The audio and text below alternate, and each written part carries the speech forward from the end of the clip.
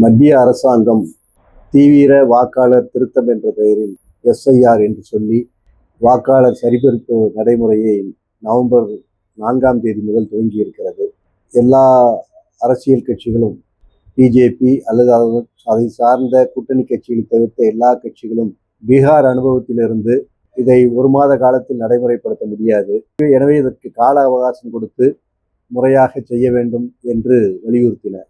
இப்போது நவம்பர் 4ஆம் தேதியிலிருந்து தமிழ்நாட்டில் துவங்கி இருக்கிற இந்த வாக்காளர் தீவிர திருத்தம் என்கின்ற நடைமுறை மிகப்பெரிய குழப்பத்தையும் மக்கள் மத்தியிலே அச்சத்தையும் உருவாக்கி இருக்கிறது. பிஎல்ஓ என்று நியமிக்கப்பட்டிருக்கிற அந்த பாகம் வாரியான அந்த வாக்குச்சாவடி நிலை முகவர் அவர்கள் வீடு வீடாக வந்து படிவம் கொடுப்பது என்பது சில இடங்களில் நடக்கிறது, சில இடங்களில் நடைபெறவில்லை. வருகின்ற பிஎல்ஓவிற்கும் இதுல என்ன செய்ய வேண்டும், எப்படி செய்ய வேண்டும் என்று சொல்ல தெரியவில்லை. மக்களுக்கு இது ஒரு பெரிய இப்படிப்பட்ட நடைமுறையை பார்க்காத காரணத்தினால் 2005ஆம் ஆண்டு இப்படிப்பட்ட சென்னையை பொறுத்தவரை 2005ஆம் ஆண்டு இந்த மாதிரியான சரிபார்ப்பு நடந்தது. ஆனால் இப்படிப்பட்ட விவரங்களை எல்லாம் கேட்கவில்லை. எனக்கு தெரிஞ்சு ஒரு ரோஸ் கலர் படிவத்தில் யார் யார் இருக்காங்க என்ன ஏதுன்னு எழுதிட்டு போனாங்களே தவிர இப்படி படிவம் கொடுத்து பூர்த்தி செய்து வாங்கினது இல்லை. எனவே இப்போ இந்த நடைமுறை என்பது வாக்காளர்கள் மத்தியில மக்கள் மத்தியில மிகப்பெரிய குழப்பத்தை உருவாக்கி இருக்கிறது. எப்படி அதை ஃபில்லப் பண்ணணும்னு தெரியல. பிஎல்ஓட்ட கேட்டா மேலே இருக்கிற ஒரு காலம் மட்டும் நீங்க பூர்த்தி பண்ணி கொடுங்க அப்படின்னு சொல்லிடுறாங்க. மேலே இருக்கிற காலம் மட்டும் பூர்த்தி பண்ணா போதுமா? அப்ப கீழே இருக்கிற அதுதானே மிக முக்கியமானது. 2005 வாக்காளருடைய விவரம் அப்படின்றது தான் மிக முக்கியமானது. அது சம்பந்தமா என்னன்னு கேட்டா அதெல்லாம் எங்களுக்கு தெரியாது என்று சொல்றாங்க. அப்போ நீங்கள் அந்த மாதிரியான வாக்காளர் பட்டியலாவது கொண்டு வரணுமா வேணாவா? 2005ஆம் ஆண்டு விவரம் கேட்டிங்கன்னா அதை கொண்டு வரணுமேன்னு கேட்டால் அப்படிலாம் எங்களுக்கு எதுவும் சொல்லலை என்று சொல்கிறாங்க.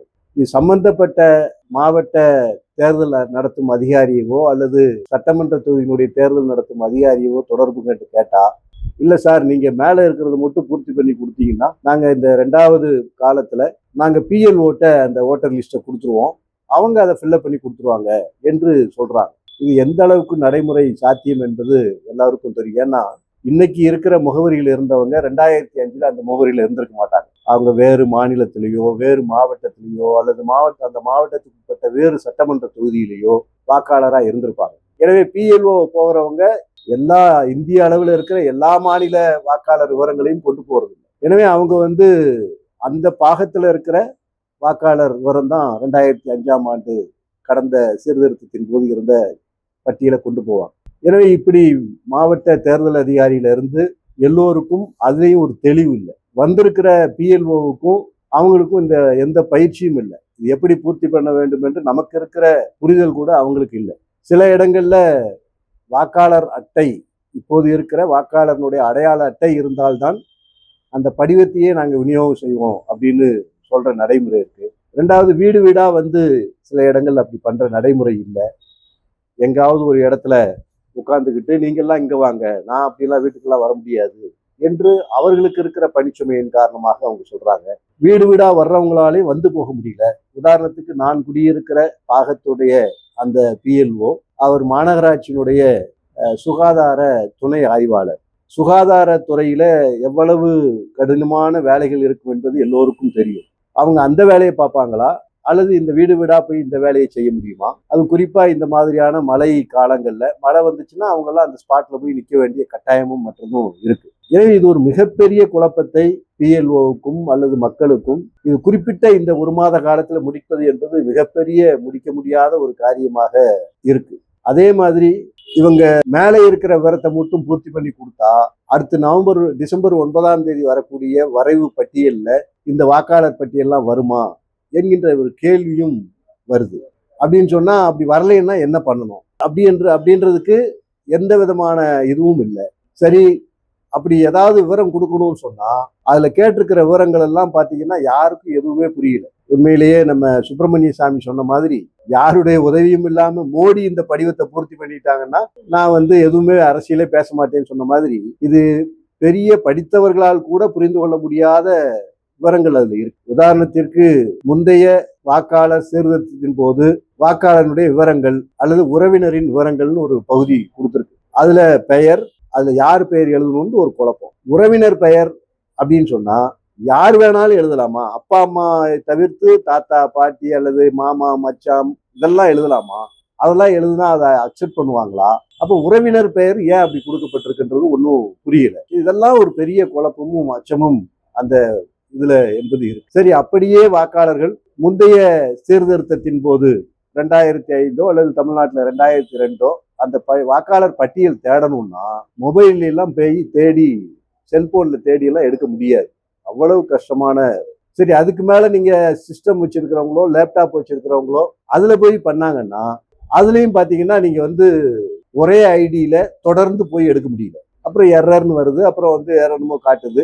அதுக்கு மேல நீங்க வேற ஐடியில போட்டு போக வேண்டியிருக்கு. அதுவும் இப்போ இந்த பகல் நேரங்கள்ல அந்த சிஸ்டத்துலயோ அல்லது லேப்டாப்லயோ போய் தேடுற போது கடுமையான சர்வர் பிஸியா இருக்கு. எனவே இந்த மாதிரியான சூழல்ல ஒரு படித்தவங்களோ அல்லது இப்படிப்பட்ட தொழில்நுட்பம் ஞானம் பெற்றவர்களோ இதை ஃபில்லப் பண்றதுக்கு இவ்வளவு கஷ்டப்படும் போது இந்த மாதிரி விஷயங்களை சாதாரண ஏழை எளிய மக்கள்கிட்ட போய் நீ பூர்த்தி பண்ணி கொடுன்னா எப்படி கொடுக்க முடியும்? எனவே இது ஒரு தேவையற்ற, அநேகமாக எனக்கு இந்த கள அனுபவத்திலிருந்து பார்க்கிற போது பெரும்பகுதி வாக்காளர்கள் இந்த பட்டியலிலிருந்து விடுபடுவதற்கான வாய்ப்புகள் கூடுதலாக இருக்கு. இவங்க தேர்தல் ஆணையம் ஒரு புள்ளி விவரம் கொடுக்குது, 98% படிவங்கள் விநியோகம் ஆயிடுச்சுன்னு சொல்றாங்க. 14ஆம் தேதி சாயந்தரம் 5:30 மணி வரைக்கும் கொடுத்த விவரங்களும் எலெக்ஷன் கமிஷன் ஒரு சென்னை மாவட்ட தேர்தல் அதிகாரி ஒன்று கொடுத்துருக்காரு. அதுல பாத்தீங்கன்னா தமிழ்நாடு முதலமைச்சருடைய தொகுதியான கொளத்தூர் சட்டமன்ற தொகுதியிலேயே 50% படிவங்கள் தான் 14ஆம் தேதி வரை விநியோகம் செய்யப்பட்டிருக்கு. திருவிக நகர் சட்டமன்ற தொகுதியில 54% செய்யப்பட்டிருக்கு. அப்படின்னா இது மீதி காலங்கள்ல எப்படி அது கொடுக்க முடியும், எப்படி பதிவு பண்ண முடியும்? எனவே இது ஒரு கடுமையான பிரச்சனையை என்பது உருவாக்க போகுது. தேர்தல் ஆணையம் எதை வச்சு சொல்லுதுன்னா இவங்க நெருக்கடி கொடுக்குறாங்க, பிஎல்ஓ நெருக்கடி கொடுக்குறாங்க, நீ படிவத்தை கொடுத்துட்டியா போயிட்டியா எவ்வளவு பண்ணிட்ட அப்படின்னு நெருக்கடி கொடுக்குறாங்க. அதனால அவங்க என்ன பண்றாங்கன்னா எல்லாத்தையும் படிவத்தையும் எடுத்து ஸ்கேன் பண்ணிடுறாங்க. வாக்காளர்கிட்ட கொடுக்குறாங்களோ கொடுக்கலையோ ஸ்கேன் பண்ணி வச்சுக்கிறாங்க. அப்படின்னா நாங்க இவ்வளவு படிவத்தை கொடுத்துட்டோம்னு ஆட்டோமேட்டிக்கா அங்க கணக்கு போயிடுது. அதை வச்சுதான் தேர்தல் ஆணையம் நாங்க இவ்வளவு கொடுத்துட்டோம் அவ்வளவு கொடுத்துட்டோம்னு. அது வரக்கூடிய பிஎல்ஓக்கள் எல்லாம் ரொம்ப கடுமையான மன உளைச்சலுக்கு ஆளாகி வீட்டுக்கு போக முடியல, வேலையும் செய்ய வேண்டியிருக்கு, அதுக்கு மேலே செய்ய வேண்டியிருக்கு, 10 மணி நேரம் 12 மணி நேரம் போக வேண்டியிருக்கு என்று அவங்க இத்தனைக்கும் பெண்கள்லாம் வர்றாங்க. அவங்க கிட்ட 2 வீலர் இல்லை, ஒண்ணும் இல்லை. ஒரு பாகம்னா அது பாட்டு எவ்வளவோ தூரம் இருக்கும். கிட்டத்தட்ட ஒரு 1500 வாக்காளர்கள் இருப்பாங்க. அபார்ட்மெண்ட்ஸ்னா அதுல வீடு வீடா போனா மேலே ஏறி இறங்கணும். இப்படிப்பட்ட ஒரு கடுமையான குழப்பங்களும் மற்றும் பின்னணியில இது எந்த அளவுக்கு எல்லா வாக்காளர்களையும் இப்போது இருக்கிற வாக்காளர்களை விடுபடாமல் இதை செய்ய போறாங்கன்றது தான் பெரிய கவலையா இருக்கு. எனக்கு என்ன அச்சம் இருக்குன்னா அவங்க இந்த தேர்தல் நடைமுறையில ஜனநாயகத்தை கட்டைல் பண்ணுவதற்கான, ஜனநாயக உரிமையை மறுப்பதற்கான எவ்வளவு பேர் வாக்காளராக சேர்றாங்களோ அவங்கள வச்சு வாக்கு என்கின்ற ஒரு நடைமுறையை கொண்டு வர்றாங்களா, அல்லது இந்த நாடாளுமன்ற ஜனநாயக முறையே குழி தோண்டி புதைத்து ஒரு சர்வாதிகார நிலைக்கு இந்த நாட்டை அழைத்து செல்ல போறாங்களா அப்படின்ற ஒரு மிகப்பெரிய கேள்வி இப்போது இருக்கிற இந்த நடைமுறையிலேயே நம்மால் புரிந்து கொள்ள முடிகிறது. 1987க்கு முன்னாடியான விவரங்கள் கொடுக்க வேண்டும் என்றெல்லாம் அதுல இருக்கு. எனக்கே அதுல பலது புரியல.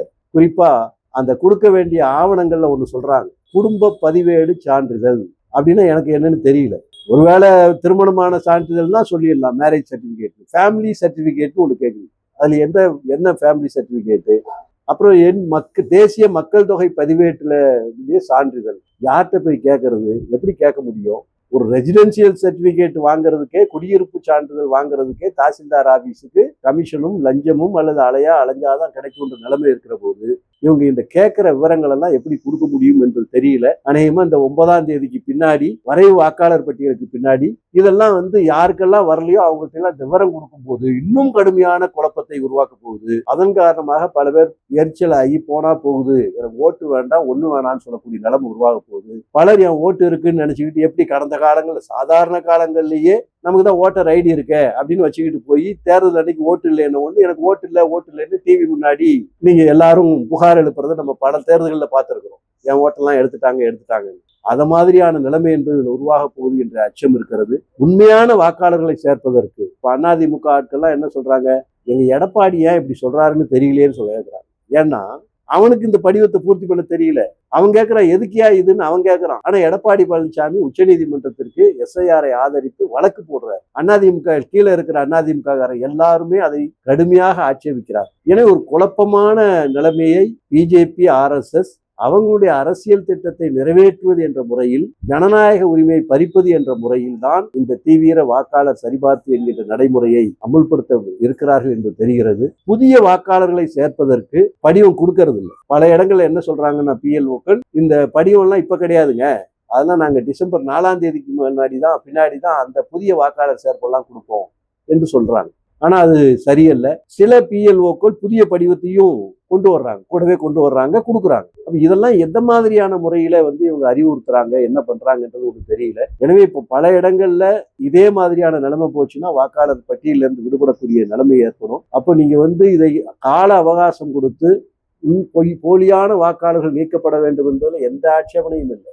வங்கி கணக்குக்கு ஆதார், பேன் ஓபன் பண்ணா ஆதார், ரேஷன் கார்டுக்கு ஆதார், 100 நாள் வேலை திட்டத்துக்கு ஆதார், சமூக பாதுகாப்பு திட்டங்களை வாங்கணும்னா ஆதார் என்று எல்லாவற்றிற்கும் ஆதாரை இணைக்கிற இந்த மத்திய அரசாங்கம் அல்லது தேர்தல் ஆணையம் ஏன் இந்த போலி வாக்காளர்களை ஆதாரை இணைப்பதன் மூலம் தடுக்க முடியாது? நீங்க ஆதாரை இணைச்சிட்டீங்கன்னா டபுள் என்ட்ரியை தவிர்த்திடலாம், அது ஒன்றும் கஷ்டம் இல்லை. எனவே இப்படி ஒரு போலி வாக்காளர்களை நாங்கள் நீக்க போகிறோம், அது பண்ண போறோம், இது பண்ண போறோம் பொய்யாக சொல்லி உண்மையான வாக்காளர்களை இந்த பட்டியலிலிருந்து நீக்குவது என்கின்ற நோக்கத்தில் தான் இது செயல்படுகிறது.